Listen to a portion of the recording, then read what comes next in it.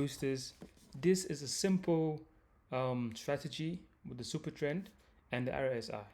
All right, that I generated for you guys. This is a very simple approach to the market. Very two simple rules. Number one, wait for your RSI to be oversold or overbought, and then you want to look for a sell signal from your super trend. That is a sell or buy signal from your super trend. That is those are the only rules that you need to follow, and I'll just show you one or two examples. As you can see, your RSI was oversold right here, and we had a sell signal from our super trend right there. Stop loss over the high.